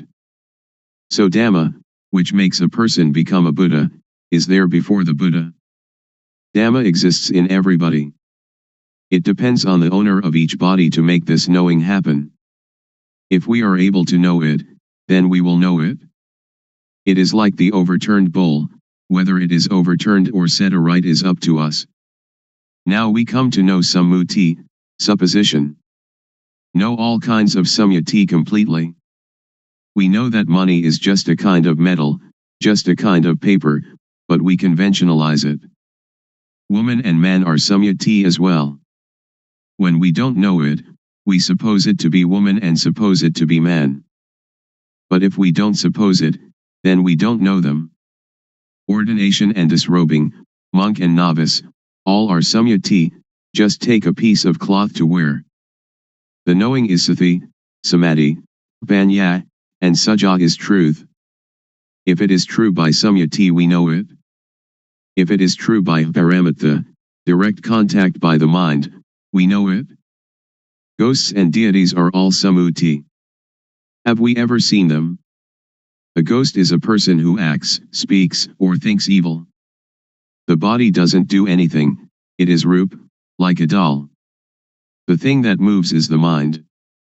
Deities are the same, we suppose them. When we don't really know samyati, we don't know. We really don't know. I can guarantee that we don't know. I myself didn't know. But others may have, I don't know. I have done many kinds of meditation, like Buddho, Samarahang, counting breaths, the rise and fall of the abdomen, and sitting and observing the breath, but I really didn't know, the knowing didn't come, didn't arise. It led to calmness and attachment to calmness. So calmness, or samatthana, the working ground for tranquility, is like putting a rock on top of weeds. When we take the rock off, the weeds will grow better than before, because the soil has been kept moist. Vipassana means clear insight, a complete uprooting. This is the real knowing. Anyone that does it, will know it.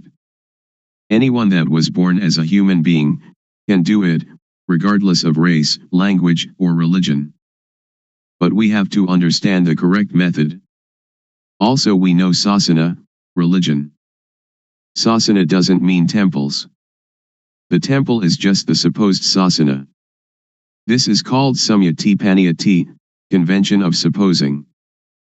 Paramatha is the real thing, which exists in humans. Everyone is sasana.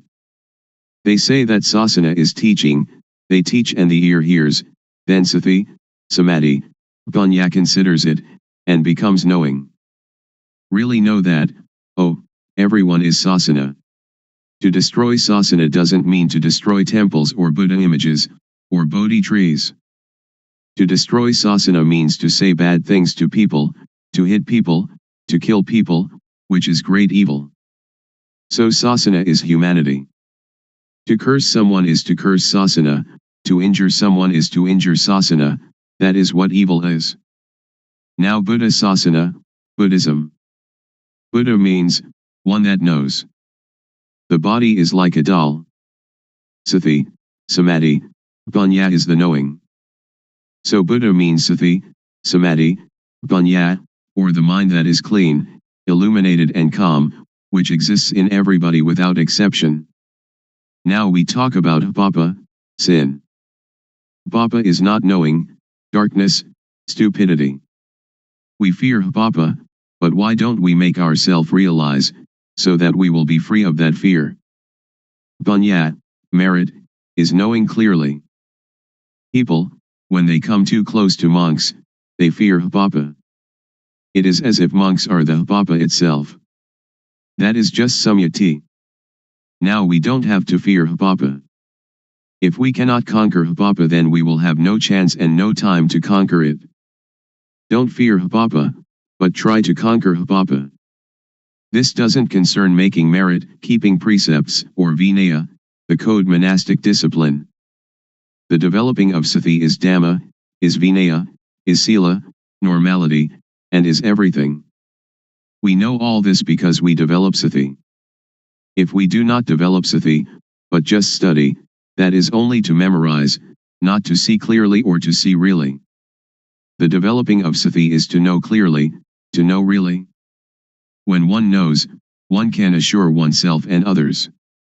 Anyone that does it will know it, because everyone knows the same thing. The knowledge is the shared object of developing sati. The result of developing sati can end dukkha. We don't attach to samyati, we will not fear ghosts, we will not fear deities. We don't attach to any samyati at all, because anything that does not exist we don't have to fear. Ghosts and deities have no real existence, just samyati. A ghost is somebody who speaks, thinks, or does evil. A deity is one that speaks good, thinks good, or does good. We know how to be human. Ghosts arise in people while they speak, think, or do evil. When anger arises, and we can stop anger, that is human. When we can make our mind calm and clean all the time, that is deity, a mind worthy of respect. When we know like this, we can break through. So Vipassana has this object, the 6 sense bases, eye, ear, nose, tongue, body, and mind, the 5 aggregates, that is from the texts, the 12 bases, the 18 elements, the 22 faculties, the 4 noble truths, and the 12 patijjasamuppada, dependent co-arising. We learn from the texts, we study it, but we don't know it. We just know from memory. When we come to develop sati, the knowing will arise, that is the real thing. When we use sati to watch thought, whenever thought arises we know it, because when we move we have sati. Thought has no real self. When thought arises we have sati and know it, like a cat watching a rat. When the rat emerges the cat catches it immediately. This is the same. When we have sati in each movement, when thought arises we know it, see it, and understand it. This means that we can untie it and conquer it. The elders said that to conquer others 100 or 1000 times has not the benefit of conquering oneself just one time. To conquer oneself is to conquer thought. When thought arises we see it and know it. Then it cannot proliferate. Whenever thought arises we know it. When we develop more and more sati, there will arise jnana panya, knowledge arising from full awareness knowing, to know clearly, to know really. Vatu, thingness, means everything in the world and in ourself, we have to know it all. Paramatha means, everything that exists in the world and in ourself, seeing it, having it, being it, right now in front of us, touchable with the mind, we have to know it all. Agara means, that everything in the world and in us can change. When we clearly comprehend it, then we see, know, understand, and touch, dosa, moha, lopa, anger, delusion, greed, because it is vatu, paramatha, akara. After knowing this the mind will be very cheerful, and can see, vedana, sunya, sankhara, vijnana, feeling, percept, conceiving, knowingness, not being dukkha. The real pra, noble, inheres in this. Pra doesn't mean you shave your head, but means the quality of the mind. Paramatha means the real thing. The real pra is in everybody without exception. In this way of developing sati, the feeling of the movement is the cause, the effect is knowing all this. Pra means teacher, one that teaches. When they know this and teach this, there is no dukkha. A real pra knows samyati panyati, paramatha panyati, attha panyati, and ariya panyati, the four levels of designation. The mind has changed and we will really know this. If we know other things it is not correct. We continue the practice. There will arise piti, rapture. We feel comfortable, the mind is light, it is like in darkness there arises the light, or the dirty becomes clean again. Or like black and white, or the heavy becoming light. The mind changes from one stage to another. When the knowing arises, the not knowing disappears immediately. When the quality of the real pra arises, the quality of not being a pra disappears immediately. When the quality of being deity arises, the quality of being ghost disappears immediately. When the quality of being human arises, the quality of being other disappears immediately. It arises and substitutes for the other. This is called to be born here and die here. Not being born from the womb of the mother and dying physically, that is another thing.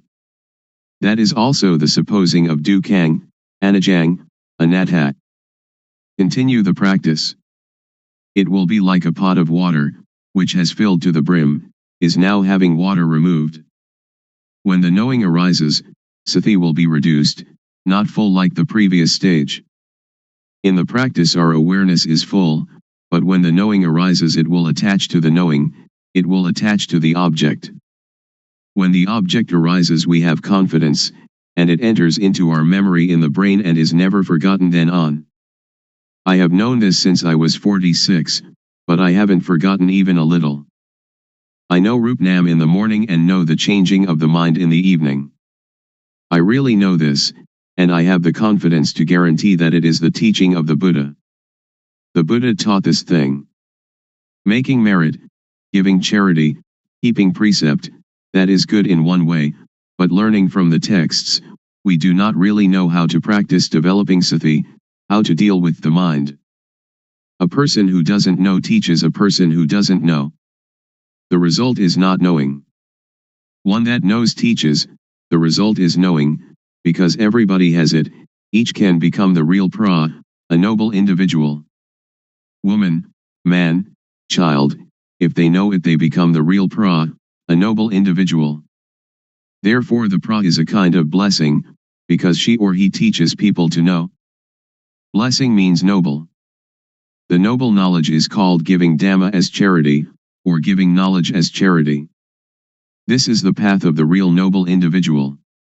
When we develop sati, and know the movements more and more, jnana panya will occur. When jnana, insight knowledge, arises you will really know, you don't have to remember from the texts. You will know kilesa, tanha, upadana, kama, stickiness, heaviness, attachment, action. Seeing clearly, seeing really, kilesa, tanha, upadana, kama, will reduce or fade away. When we know this point, we don't have to believe anybody. The one that sees it owns it. Suppose that the Buddha comes and tells you that this practice is not correct, you will also not believe him, because it is real. When jnana panya arises, you have real confidence. When you know this point, BT will arise again. When I knew this point during my practice, I went to sleep. After getting up, I started walking back and forth. The cause is walking back and forth, the effect is that the knowing arises again. I walk back and forth and have the knowing. At that time, there is a centipede running across my path. The centipede is cause, the effect is that I see the centipede. I light a candle and try to find the centipede. When I cannot find it, I bring the candle back, and then begin to walk back and forth again. Walking back and forth is cause, the effect is knowing sila, sila kunda, samadhi kunda, panya kunda, all that belongs to normality, setting up the mind, knowing. The knowing arises that kunda means, vessel, container, to contain, to fight it. You can fight everything. It is like when the container is good and you go to get water, you can have that water to drink. But if the container is broken, when you go to get the water, you cannot get it. In the texts they call this, ati sila sikha, ati jitta sikha, and ati panya sikha, the training in the higher morality, higher mind, and higher wisdom. We can compare them, the texts and the experience. This is called sila has arisen, therefore sila is the tool to get rid of the crude kilesa. Sila is already there in us. So this kind of sila doesn't concern keeping precepts, but only concerns the development of sati. When we practice this kind of developing sati, its result will happen in this way. When we know this point, we will understand that sila can really get rid of the crude kilesa. When the crude kilesa is removed, sila will occur. It is like when we plant fruit trees, banana, coconut, or palm, the shoots are already there, but to see them we have to wait until they come up. When we see them, that is the result. Please work diligently and devotedly at developing sati. Whatever people may say, we don't have to pay attention to it. Even though you make merit and give a lot of charity, you will never know this experience. Even though you study a lot, you'll also never know. They do not concern this thing. This can really untie dukkha. When we can cure dukkha, wherever we are comfortable. If we are parents, teachers, children, police, soldiers, monks, novices, or whoever, we will be comfortable, because dosa, moha, lopa disappears, the attachment disappears. But we have to go over this object again and again, so as not to forget. But when you really see it you will never forget it. I have seen it, and I have never forgotten it. Now we come to know samatha, concentration calmness, or doing calmness. There are two kinds of calmness. Samatha calmness is the calmness of not knowing. So samatha meditation is only a device to keep the mind calm. Vipassana, liberating insight, means to see clearly, to know really. It is also calmness, but a different kind of calmness. Developing sati, the calmness will arise by itself because it is already there. The arising calmness is the unattachment, not having dosa, moha, lopa. When people say anything to us, sati will come immediately. It is like having only one chair but there are two people who are running to sit on it. When sati arises, sati will sit there. Dosa, moha, lopa cannot come, because sati, samadhi, panya is already there. It is full. The fullness is already there. The voidness is also already there. It is like an empty glass, which has air inside it but we cannot see the air. When we pour water into it, water will substitute for the air, all of the air. The matter of sati is the same thing. I can really assure you. Suppose there is somebody who says bad things to us. Sati will come, and we can see it clearly. Parents teach us that if there is somebody cursing us or saying bad things to us, we should be patient and not get angry. But we cannot stay still because we don't see it. When there is nobody to say bad things to us, we are already comfortable, because the comfortable is already there. It depends on what we suppose to be the owner of each body to practice and make it occur. When we practice, the clear knowing and the real seeing will occur. I can assure everybody. If somebody does not develop sati and does not make this thing occur, that person doesn't have it, but it is already there. So we should respect each other. After knowing sila, we will know gama, sensuality. Gama means those things that make calmness. Gama is attachment. This is called gama aramana, the object of sensual enjoyment. It is called gamazava, under the control of gama, bhavasava, under the control of bhava, being, or dukkha. This is bhava and jati, birth. Avijjasava, avijjaya is not knowing. Now we come to know gama, which is deities, rich people, people with authority. They attach to reputation, money, honor, these people who have gama, but I do not blame anybody, I just teach directly. You can bring it into practice, or you might not bring it into practice, it depends on you. When we know gama we see that gama is dukkha, gamazava is dukkha, bhavasava is dukkha, avijjasava is dukkha, because of not knowing. We also know samatha meditation. People may talk in any manner, we really know the matter of calmness. We know all the stages of it, because it is already in us. We write the overturned bowl, we open up what is covered over, that is to teach the method of practice, the method of arm movements, the method of turning the hand. This is one form of the most intensive practice. I have not taught this according to the texts. It may or may not contradict the texts, but I will talk in this way, because doing this way then you know this way.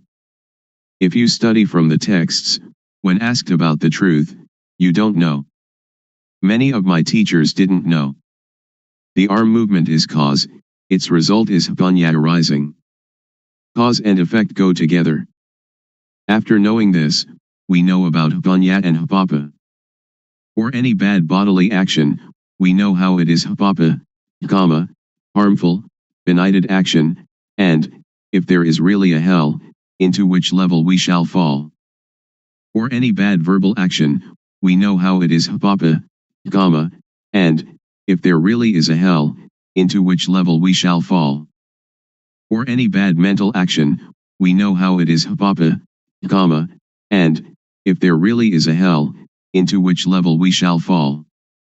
For any bad bodily, verbal, and mental actions together, we know how they are papa, kama, and, if there really is a hell, into which level we shall fall. For any good bodily action, we know how it is, punya kama, beneficial wise action, and if there really is a heaven or nibbana, to which level we shall go. For any good verbal action, we know how it is punya, kama, and if there really is a heaven or nibbana, to which level we shall go. For any good mental action, we know how it is vedana, and if there really is a heaven or nibbana, to which level we shall go.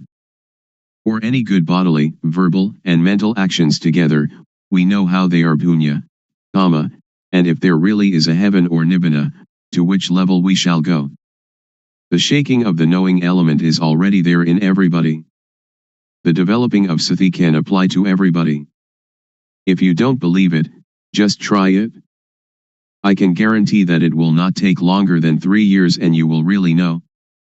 It is like the fat, fertile grain that we plant in the field. If we practice incorrectly, it is like the empty husk. If you dig the ground, but not in the right place, then you cannot get water. If you dig into the ground in the right place, then you can really get the water. This kind of practice, if you do it correctly, you will really get the result. If you do it incorrectly, you will not get the fruit. When the occurrence happens, we know about 4 elements: earth, water, fire, and wind. They come together. When we know this, the occurrence arises. We know the end of dukkha. The end of dukkha is here. It will demolish all and everything. On this thing I do not believe anybody. When we come to the end, we will have jnana. Sila is the tool to get rid of crude kilesa. When the crude kilesa comes to an end, sila occurs. Samadhi is the tool to get rid of the median kilesa. When we know the median kilesa, then we know samadhi. Panya is the tool to get rid of the subtle kilesa. When the subtle kilesa is discarded, panya then arises. That arising panya is called jnana panya. Because it is inside us, we know it. If it is not there inside us, then we don't know it.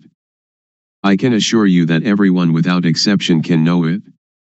Women, men, believers of any religion. When I was practicing this method, I was not a monk. Sometimes I wore shorts, sometimes I wore trousers. After knowing this Dhamma, I taught brothers, parents, aunts, and uncles for 3 years.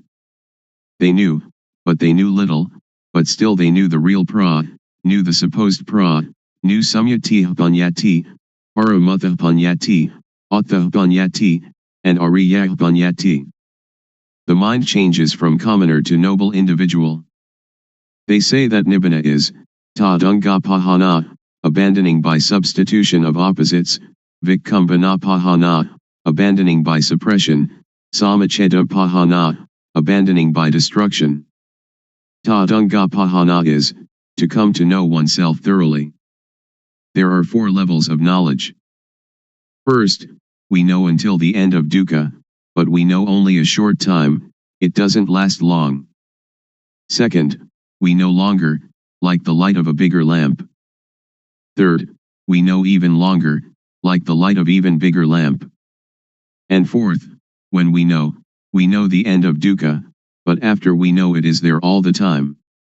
It is like the full flame of the lamp, or the light of the sun, the very brightest light. There are 4 kinds of jnana. We have to really know it. This is learning and practice. Learning means moving the arms.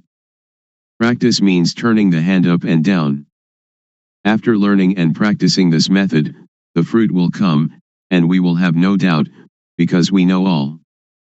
We also know the end of dukkha.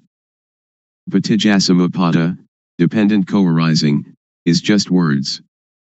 If we want it in our practice, we have to come to the cause, that is to practice movement, until panya arises.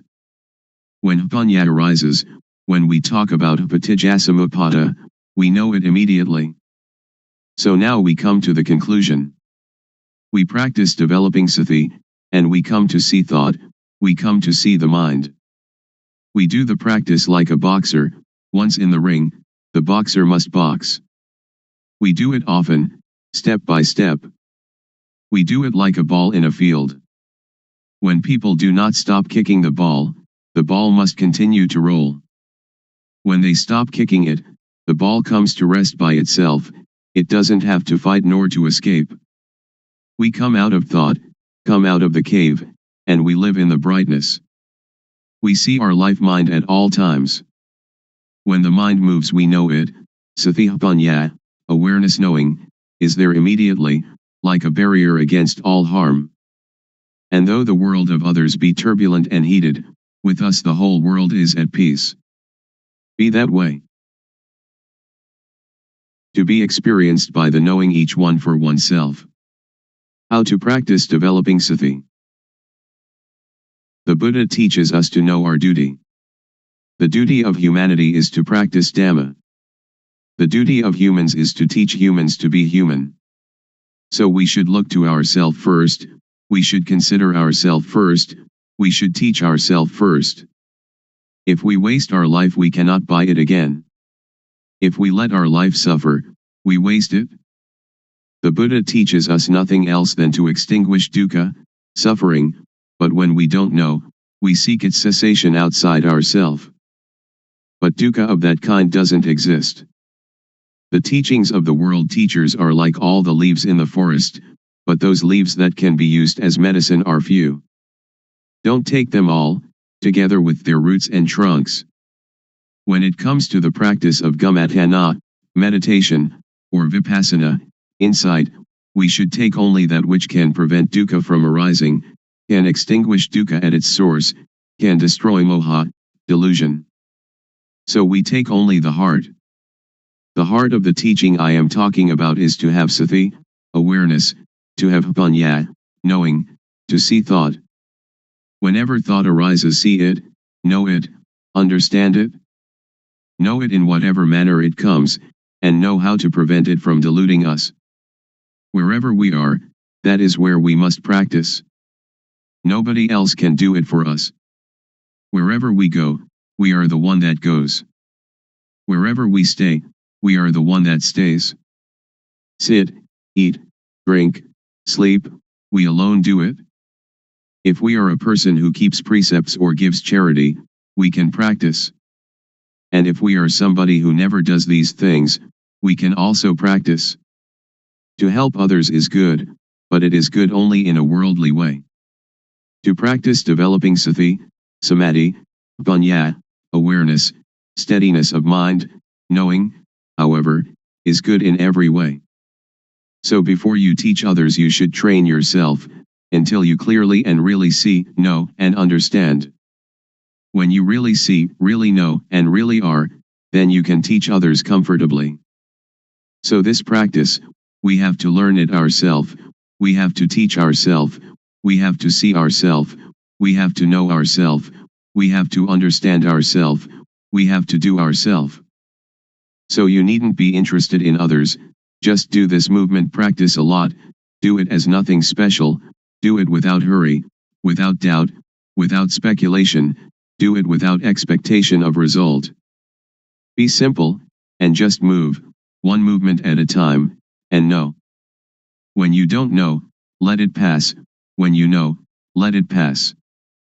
Sometimes you know, sometimes you don't know, so it goes, but know. When the body moves, know it. When the mind moves, know it. This practice is a 24 hours a day practice, so relax and just be natural, just be normal. Set up the mind to really practice, and practice comfortably. The method of developing sati in daily life. When we get on a bus or boat, and are seated properly, we turn the palm up, we turn the palm down, we move the hand, or stretch the hand, or run the thumb over the fingertips, and blinking eyes, breathing, swallowing saliva, and so on, be aware of these movements. This is the way to have awareness returning to ourself. When thought arises, be aware of it, and detach it. The method of developing sati when we are at home. We can sit with both legs gathered back to one side, or cross-legged, or in a chair, or we can sit with legs outstretched. We can stand or lie down doing the rhythmic practice too. When we walk Jangama, meditating while walking back and forth, a length of 8 to 12 paces will do, we must not move the arms, fold the arms across the chest, or clasp the hand behind the back. The method of practice in a sitting position is shown in the stylized illustrations that follow. First, rest the hands palms down on the thighs. Second, with awareness, turn the right hand onto its edge, then stop. Third, with awareness, raise the hand, then stop. Fourth, with awareness, lower the hand to rest on the abdomen, then stop. Fifth, With awareness, turn the left hand onto its edge, then stop. 6th. With awareness, raise the hand, then stop. 7th. With awareness, lower the hand to rest on the abdomen, then stop.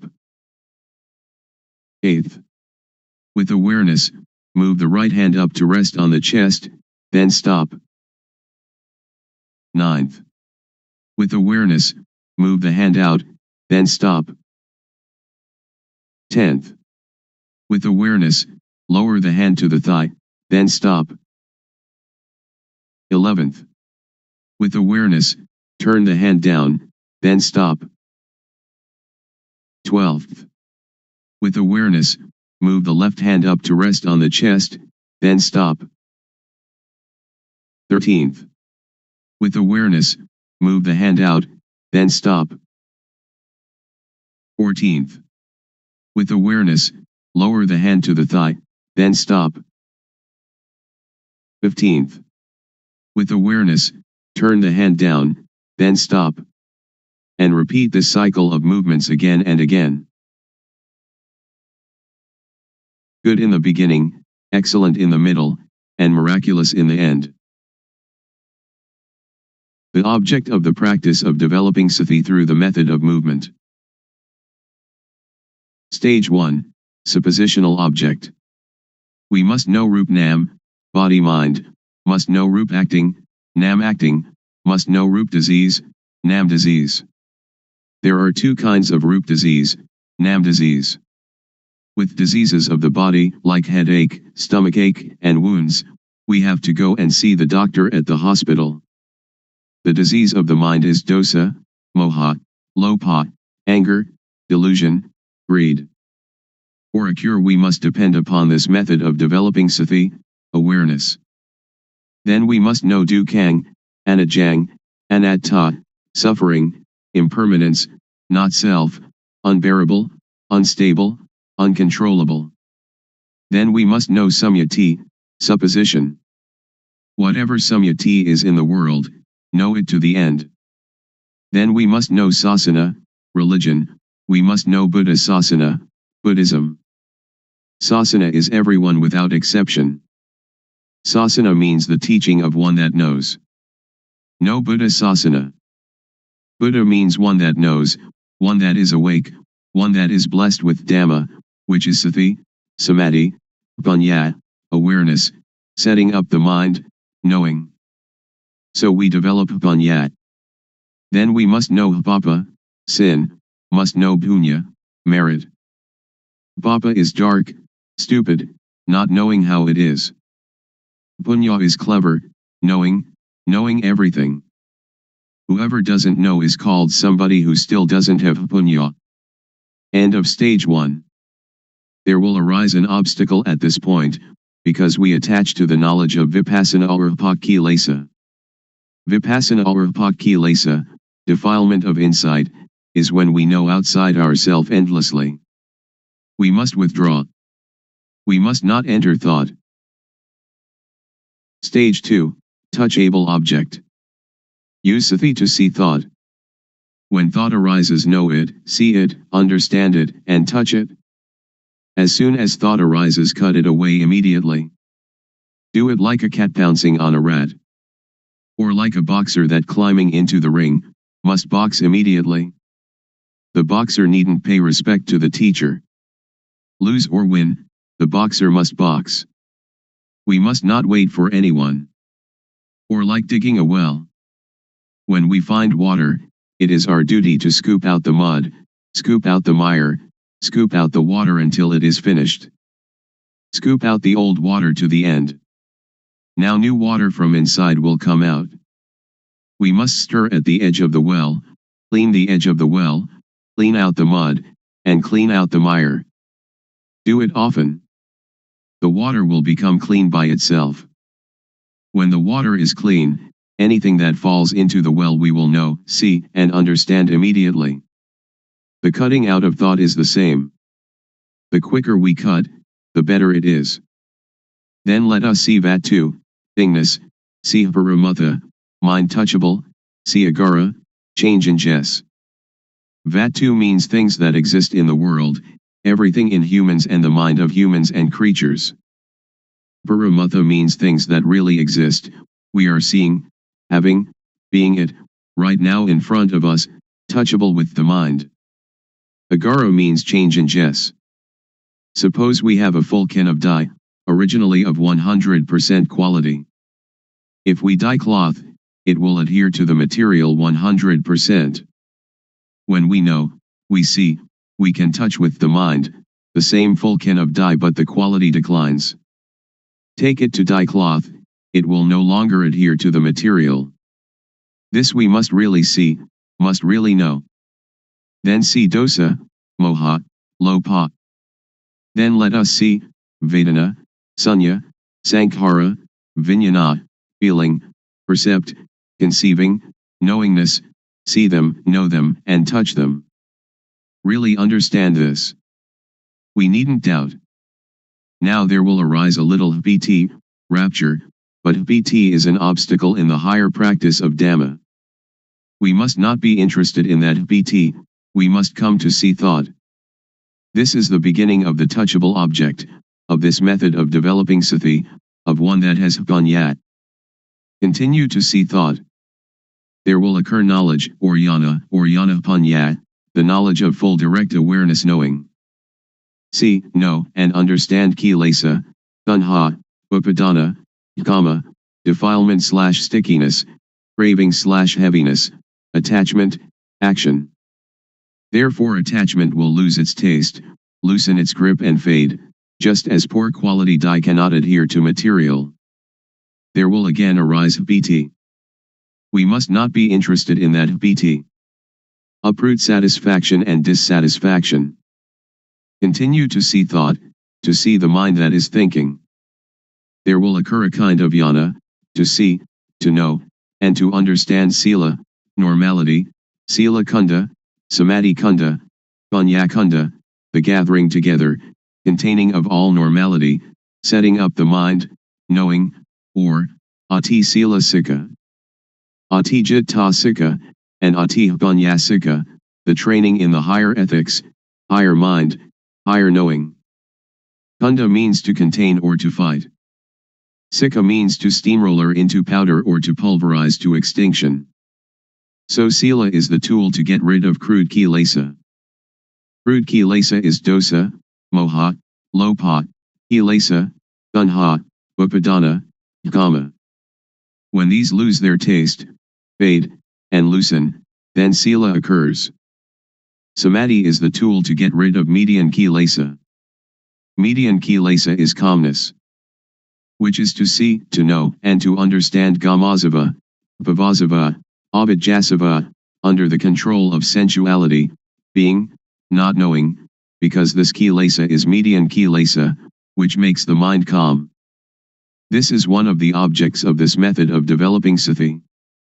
When we know and see it this way, we will come to know dana, generosity, giving, keeping precepts, and doing gamatana, meditation, from every angle and every corner.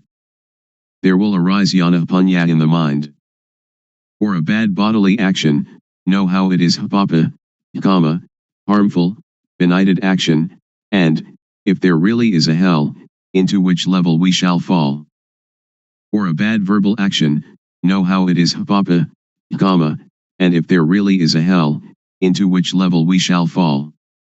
For a bad mental action, know how it is papa, kama, and, if there really is a hell, into which level we shall fall. For bad bodily, bad verbal, and bad mental actions together, know how they are papa, kama, and, if there really is a hell, into which level we shall fall.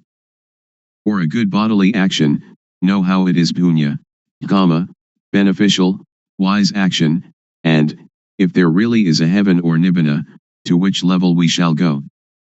For a good verbal action, know how it is punya, kama, and, if there really is a heaven or nibbana, to which level we shall go. For a good mental action, know how it is punya, kama, and, if there really is a heaven or nibbana, to which level we shall go. or good bodily, good verbal, and good mental actions together, know how they are punya, kama, and, if there really is a heaven or nibbana, to which level we shall go. End of the object of this method of developing sati. It will be the greatest, most wonderful unfolding, which is in the mind of everyone without exception. If we still do not know it now, when the breathing is nearly finished we most certainly must know. One that is developing sati, developing panya, as yana and knows. But somebody who doesn't develop sati doesn't develop panya, when the breathing is nearly finished it will be the same, but they will not know, because they have no yana. To clearly know and really see, not just to memorize or recognize, to know with yana panya of the real developing of sati, is to be able to assure oneself. It is said that at the end yana will arise. Be careful about abnormalities that may occur. Be aware of yourself. Don't attach to happiness or to anything that arises. Don't take happiness, don't take suffering, but just return to reviewing the object often, from Rupnam until the end of the object, level by level, and know that the object has steps and stages. Certainly, if you develop sati correctly, the longest time for the practice will be no more than 3 years, the median time 1 year, and the quickest time 1 day to 90 days. We do not have to talk about the fruit of this practice. There is really no dukkha.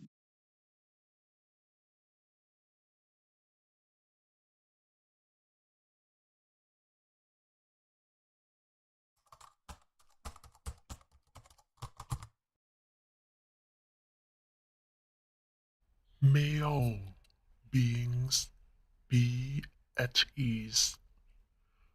Whatever living beings there may be,